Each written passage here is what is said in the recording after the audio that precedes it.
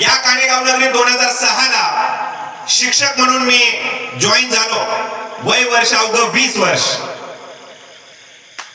20व्या वर्षी शिक्षक म्हणून जॉईन झालो आणि काणेगावची सुरुवात ही माझ्या जीवनाला दिशा देणारी आहे. ज्या मातीत मी घडलो, ज्या गावात मी पडलो, ज्या गावानं मला घडवलं, ते म्हणतात ना विश्वास कत्रे नावाचा एक व्यक्ती आहे, तो आपल्या पाठामध्ये म्हणतो भाकरीनं मला घडवलं. तसं मी नेहमी म्हणतो काणेगावनं मला घडवलं आणि त्याच काणेगावमध्ये बोलण्याची धमक आज तुमच्यामुळे माझ्यामध्ये निर्माण झाली आहे आणि पुन्हा एकदा बोलण्याचा प्रयत्न करतोय, विचारांचा जागर करण्याचा प्रयत्न करतोय.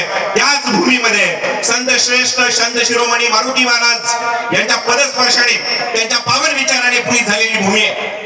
नंतर महेश महाराज असते, माझा विद्यार्थी वैभव भालगडे, कालच त्याचं कीर्तन सेवा या ठिकाणी झाली. आनंद आहे. अनेक विद्यार्थी ज्यावेळेस या क्षेत्रामध्ये येतात, एखादा विद्यार्थी महाराज म्हणून पुढे येतो, त्याच्यासारखा आनंद दुसरा गुरुजीला काय असतो.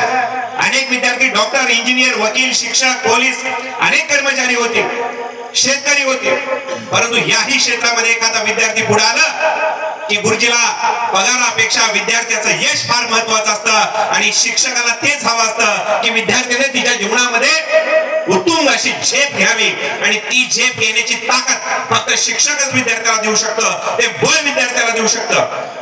एकदा डॉक्टर सर्वपल्ली राधाकृष्णनना प्रश्न विचारण्यात आला की आपण ज्यांचं शिक्षक दिन म्हणून 5 सप्टेंबर हा दिवस साजरा करतो, जयंती, who is the best teacher, who is the ideal teacher, who is the idol?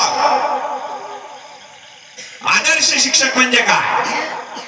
what is the ideal teacher? टीचरची व्याख्या काय नेमकी? आदर्श शिक्षक कोणाला म्हणायचं?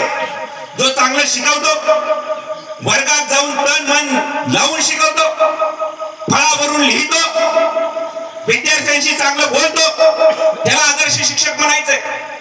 आदर्श शिक्षकाची व्याख्या काय? त्यावेळेस तिथून उत्तर आलं.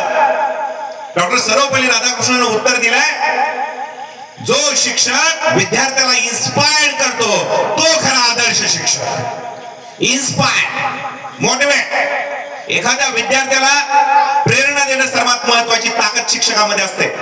एखाद्या विद्यार्थ्याचा कमकुवतपणा बाजूला ठेवून तू करू शकतोस ही म्हणण्याचं धाडस फक्त शिक्षक करू शकतो आणि एखादा शिक्षक एखाद्या विद्यार्थ्याचं आयुष्य घडवू शकतो, एवढी ताकद शिक्षकात असते.